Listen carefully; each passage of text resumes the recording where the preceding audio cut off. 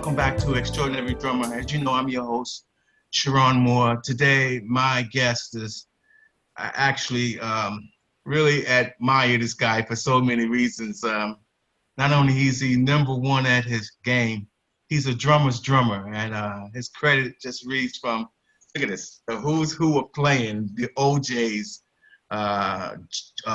Johnny Gill, Brian McKnight, Ron Isley. He even did the older guys with the Blue Magic Stylistics, the Manhattans, the Delphonics, the Intruder. But we all know him and love him for that one gig, the Boyz II Men gig. Would you help me welcome today my guest, Freddie Holliday? Hey, Freddie. What's up, man? Hey, Fred. Had to put some handcuffs on you to get you on the show. Hey, man. Hey, man. All I can say is, amen. Welcome to Extraordinary Drummer Show, Freddie. Man. Look at you, man. Look at you, looking like $100 million. Oh, man. Wait a minute. I don't want to look like $100 million. I might get robbed. Got my Versace. Versace's up. All right. Take no Fred. Take no Fred. There he is. Fred, your credits reads like the who's who of playing. As I said, Boyz II Men, Jeffrey Osborne, Bloodstone. Can we talk about a few credits here? Start things off. I want to ask you about the OJs. I want to dive right into the OJs. How many years have you been playing with the OJs now? What has it been? 14 years now? 14 years. 14, 15, something like that, yeah. And what's it like sitting back on the riser and all my song, that's my song, Cry Together and Brandy and all those tear jerkers? Man, shoot, I hear a lot of people say, that's my song. I love it, but I've never said that's my song. You know, I mean, I love playing Used to Be My Girl because I love that rhythm. And that's actually like kind of like I guess it's I don't know what the hell they played on that. It might have been a stick or whatever, but I use a hat with it, you know, because it's, well, one, it's mic'd and I want people to hear that. I want them to hear it. Walter Williams said once that I was one of the only guys that ever came on that gig and actually played that rhythm. You know, that's actually in the back of that song. And I'm like, really?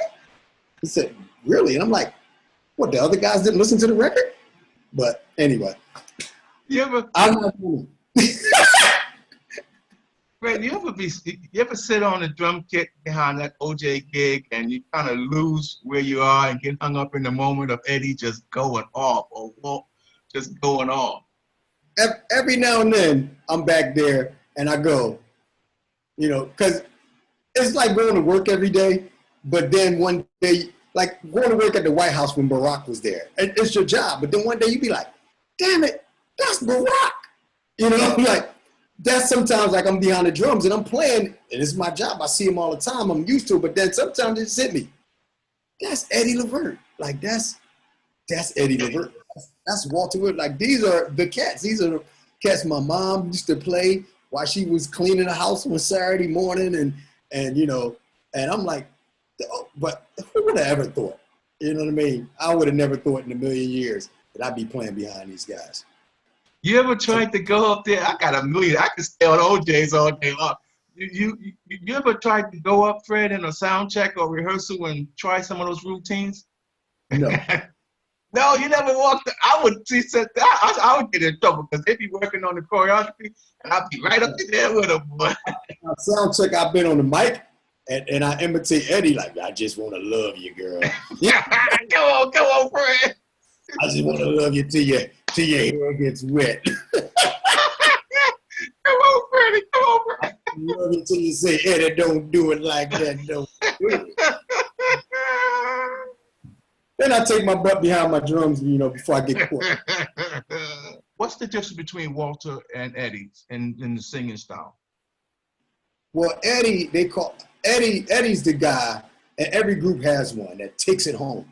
You know, with the Spinners, it was Philip A. Wynn. You know, Eddie's that cat that's going to take it home. Walt, they call him Mr. Smooth. You know, as you listen to him, it's like, last night. Me and Mo, he's smooth. But then Eddie gonna go, said we, he's gonna take it home, So, and that's the difference, It's women that love them both. But you got some women that just like melt as soon as Walt opened his mouth, right?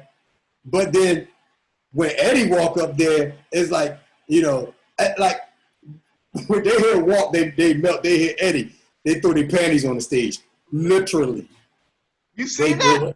Done that. Yeah, he had the mic one time with these joints, like, what the hell is these big?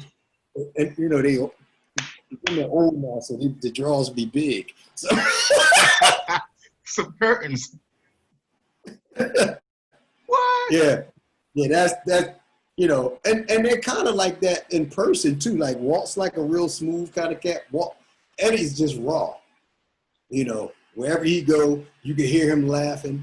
I don't care where you are. I could be in the hotel eating breakfast, and if he just checking into the hotel, I could the restaurant can be indoors, and I'll be like, oh, Eddie's here. Because you hear his laugh and his voice just carries, So that's kind of like the difference between the two. Freddie, you also worked with Blue Magic. What was that like? Man, Blue Magic was really cool. That was another group that I grew up listening to their stuff and loved all of the material. When I was a kid, and I don't want to go way back, but, out of high school, I'll say. And they used to rehearse, they were like a Philly group. So they used to rehearse. I don't even know why I'm telling you this because you don't know this area, but it was like 60th and Market, like a little storefront place. And we used to, on my way home from another rehearsal, we used to stand outside and just listen to them rehearse, and so like I said, I would never think in a million years I would be playing with them. But what I liked about playing with those guys is the hits, their songs, man, sadly enough, they were usually always either the act in the middle or the opening act. So we always used to get like 15, maybe 20 minutes. I think the most I've ever played the show with them was maybe a half hour, unless it was a show that was just them on the show. But their hits like speak for themselves. So it'd be a thing where like we would be on a show with a group that they're gonna kick butt. But when we left the stage, it was like hit them hard, another hit, bang. Just when them girls think they're gonna sit down, we come out with What's Come Over Me, bang, and they back up. It's just like Let the Side Show. Like it was just, and we would get so much in that 20 minutes, 30 minutes. When we left, the stage was blazing. And it's like, damn, we got to go on after Blue Magic. That's that Blue Magic. Freddie, let's talk about, of course, Boyz II Men. Woo-hoo. What a gig. That gig was pretty much the size of a Michael Jackson gig, wasn't it? A lot of times it was. It was, oh my gosh, I don't even know where to start with that gig. It's so much to talk about. People tell me I should write a book, but I'm telling you, you just have to ask me because you got to give me specifics because I can go on and on. I was there for 21 years. So that's a lot to talk about. You started with Boyz II Men around the conception, around when they started. And how did you get that gig with them? Oh my gosh. I credit getting that gig kind of to Ray Goodman and Brown. Because I was in Ray Goodman and Brown. We had a guy named Khalil Roundtree who he used to act as Ray Goodman and Brown's road manager when we was on the West Coast.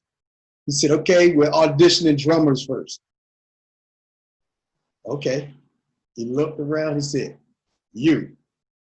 And I go, me? He said, yeah. He said, unless you want me to pick somebody else. I mean, I said, no, I'll go in. And my fear was, I see all these drummers out here. So my fear is I'll play. By the time they hear all of those guys, they'll forget what I sounded like. So that's why I didn't want to go first. But I had an advantage because when I went in, the set was a mess. It was an old beat up set of Tammers, right? Swing stars. because that rehearsal spot got cheap drums because people used to just beat the hell out of them. But I got a chance to set them up the way I liked them, right? So when I came in, they gave me enough time. They said, set them up, whatever you want to do. Just take your time. I did it, you know, and I had a cowbell. I brought a cowbell with me, and I put it on the hi-hat stem. And they said, Fred, you know Motown Philly? I said, no. They said, you don't know Motown Philly? I said, no. I said, how's it go? Right? He said, Motown Philly back again. I said, oh, yeah, Boyz II Men. I said, I didn't know that was the name of the song. I just thought it was called Boyz II Men. Yeah, okay. Yeah, so play that. Let me hear you play that, right? But before you play that, can you play Sex You Up? And I'm like, because I played that the night before. I wanna sex you up. So I played it, and it's like, yeah. So now I really don't know Motown Philly, but I'm humming it in my head. And I'm playing, you know, So then I'm going, so I use a cowbell. That's not the beat at all. At all. But they liked it. So they said, look, we're going to bring a bass player in. They bring a bass player in. Luckily for me, bass player never heard it either. He don't even know the song at all. They play the CD, and the first thing I hear is, and that's it. That first one I played, that wasn't a beat at all. But I'm listening now, right? The bass player listens to the whole song and says, you think you got it? Yeah, okay, cool. All right, count it off. 2, 3. Now I'm like,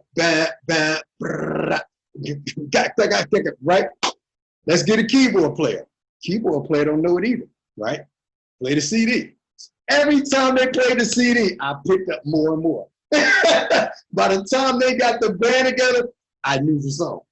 So, and long story short, that's how I got the gig. What was the moment you knew that you wanted to become a drummer? How old were you, and how did you get started? I was about maybe 10 years old. And you know, when I really knew it, actually, I wanted to be a drummer when I was probably 6 years old. I saw this drummer spin sticks on the Mickey Mouse Club, right? And I was like, I didn't even know if I wanted to play drums. I just knew I wanted to spin sticks, right? I was 6. I thought that was the coolest thing I ever saw, right? But when I was about 10 years old, and this is crazy, what really made me first want to play drums was Graham Central Station, the jam. Do you remember when you got your first drum kit? Yep. How old were you, and what was the scene? Christmas of 1977. I believe I was 12. And then the week after, I was 13. I was about 12 years old. Christmas 1977. I don't know if you know these set, it was called Jet, right? Oh, yeah. Set of Jets. Come to find out, Hoshino made those drums. I didn't even know that, right? It was a little cheap set, but I thought they was the greatest set I ever seen because that year I saw Earth, Wind & Fire, and he had, I believe it was a set of Tammys, and they were like a brushed stainless steel finish, right? And these Jets were like a brushed chrome finish, right? So they had like the hairline brush marks in the chrome. And when I came downstairs and I saw those drums, I went crazy. I was like, I got Earth, Wind & Fire set. I got Earth, Wind & Fire set, you know? And the first thing I ever played on those drums was Brick House. Wow. Freddie, tell me about, I want to talk about those fantastic, huge drum kits you always had. But I want to ask you about endorsements. Who are you endorsed with and why? Well, as far as cymbals go, Zildjian. Because even as far as drums go, I only knew about Slingerland, Ludwig, Rogers, Pearl. That was it. And Pearl was the kit that a lot of people like, don't mess with them, they Japanese kits. Everybody wanted these a Slinger. When I was coming up, if you didn't have a set of Ludwigs, you were a nobody. I took my drums that said Jet on the front, bought a head, and got a Ludwig logo and put it on the front of my drums. That's how bad I wanted a set of Ludwigs. That's what I wanted, man. But yeah, Zildjian is what I endorse with cymbals and actually sticks. You know, the actual stick that I played for Zildjian, they no longer make it. It was a Z48. Love that stick. Stop making it. Heads Remo. And I play Remo because I like them. But I like Evans. I'm not even gonna lie. I like Evans. There's certain Evans heads that I really love. Microphones, sure. In-ears, West Tone. My gosh, there's so many daggone. Porter and Davy seats, DW hardware, even though I love their drums too, right? GMS drums, and I play GMS drums. It's only one reason why I play GMS drums. And most drummers that play GMS drums, it's got to be the only reason you play them, because you like them.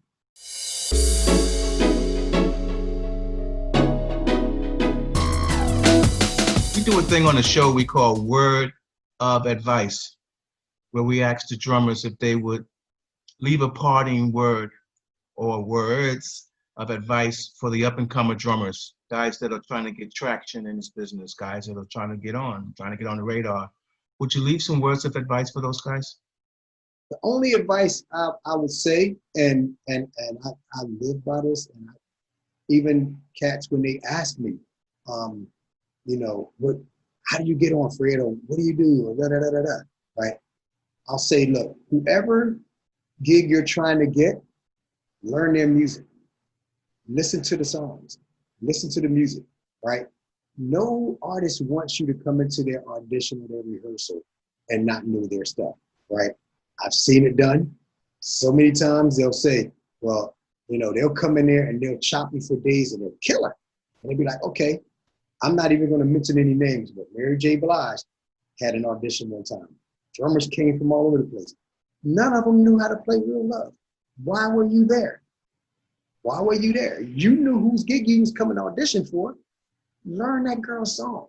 You know, you could go here and play Toni Braxton. She'd be like, that's nice. But that's not mine. I want to hear you play my stuff.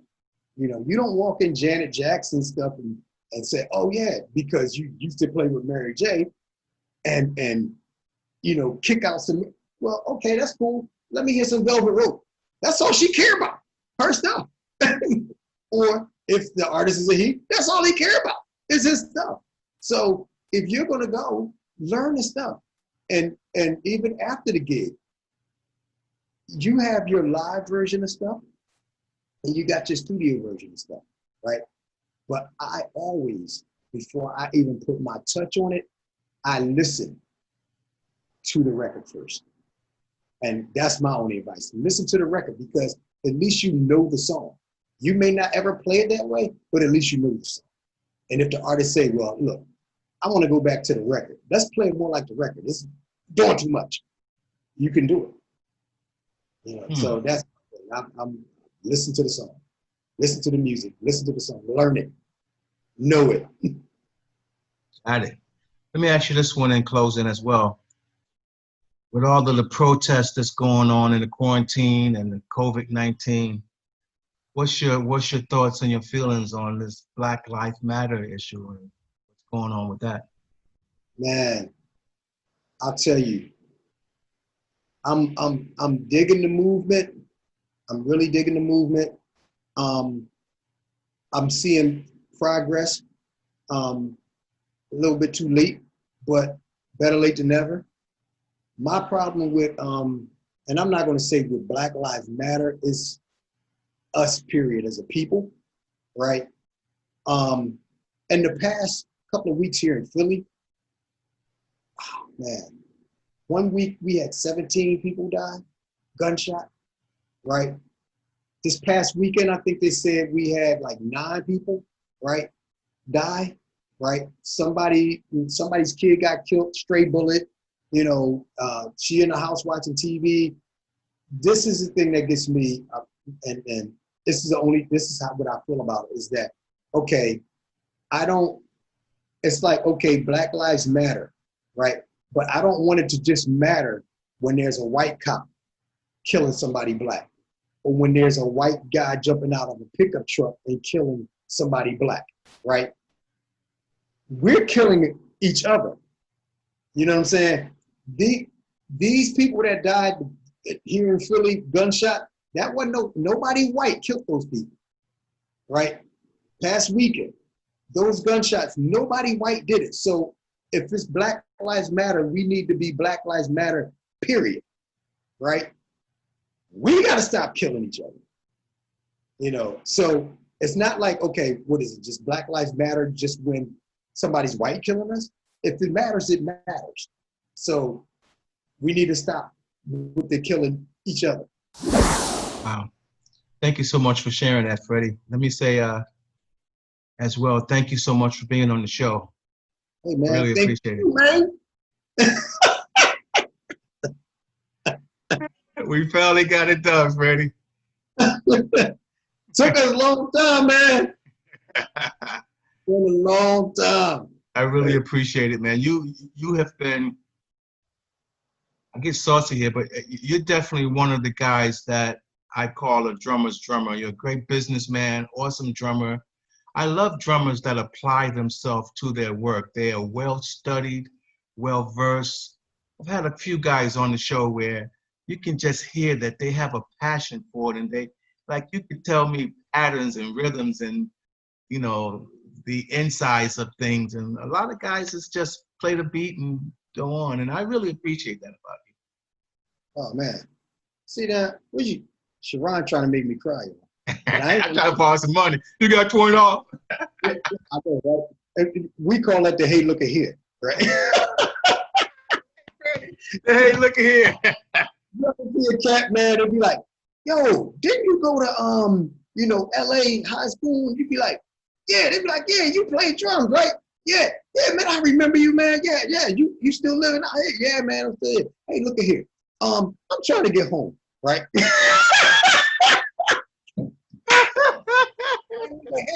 Man, they get you. They reel you in. You be like, when you graduate? Oh man, I got out in 81. Yeah, man, I got out in 82. I remember, yeah. Hey, look at here. My card, man, is ran out of. If you could just give me $2, man, to just look at here, man. Hey, look at here. See, I try to get them as soon as they say, hey man, yo, man, you with the Grats? Yeah. It's you and your boy Johnny. He played piano, right? Yeah, man. Yeah, man. Yeah. Give me yo, you don't have 50 Cent with you, do you? Man, I was gonna ask you. Gotta get them before they get you. How you feel about that? How you feel about you being one of the leaders that other drummers look up to? What happened? How do you feel about that? I mean, you becoming, or you're not becoming, but you kind of like, I won't say the grandfather, but if Dugo was the godfather, you're definitely becoming the uncle or the aunt, or not aunt, but you know what I'm trying to say. Like, guys, like, you know, that's huh? OG. Yeah, the OG.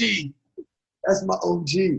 I tell you, it's weird because I remember even when GMS did my signature snare drum, and it went into it was I guess a Modern Drummer magazine, and they said when R&B drumming legend went to, and I went, who? What are you talking about? I'm like, that's just a nice way of saying when this old guy. Old guy wanted to get his custom drum made, But I tell you what's funny. Brian Frazier Moore, we got to hook you up with Brian, right? Yes. But he said once to me, he said, man, you was like first guy that ever came out of Philly that had a big giant rock and roll set and came out of Philly and went around the world with it. And I was like, I had never thought that. I never even knew that. Right? I knew a lot of cats that came out of Philly and visited, but he said, no, man, but you had the big kid and like you made it, you know. And he told me that, and I was like, man. And this was, I think Bryant was probably with Aaliyah at the time, right? And so, you know, Bryant was just like, I can't say coming up, because Bryant been a beast ever since, you know, I've known him. So, but when he got with Aaliyah, that's when people got to see what he can do, you know. Then when he did the Usher tour, I was like, that's some crazy stuff right there. But I was just kind of proud to know him. It's just like Thomas Pridgen. Man, I see him play and I'm like, I'm just proud to know him, you know, because I know him ever since he was like 10 years old. You know, Ronald Bruner Jr., I knew him when he was a kid. So just to see these cats come up, you know, it kind of make me feel old, but at the same time, it's like, I feel proud to even just know these cats. Because, you know, I'm sure you've met drummers that was good and that's all it was. They were good when they was a kid and now they work for UPS, right? These cats are cats that was good and still slay until this day. So, you know, you can only do it. Look and say, wow, you know, I'm glad. I remember the first time I saw Thomas play.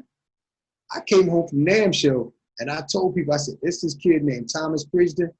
Y'all better get all the gigs you can right now. Because when he get to be 18 or 19, he coming for these gigs. I'm telling you.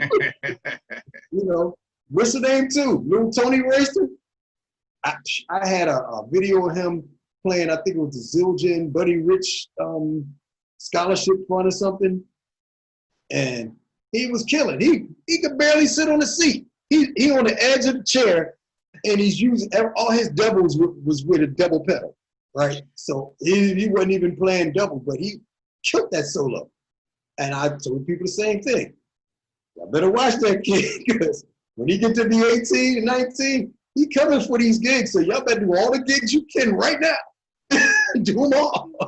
Because when Thomas come out and Tony, it's gonna be a problem. It's a problem. Freddie, will you help me wave goodbye to the audience? Tell them goodbye. Goodbye. Adios.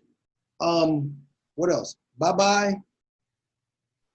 Yeah, all of those joints, you know what I mean? All of those goodbye words.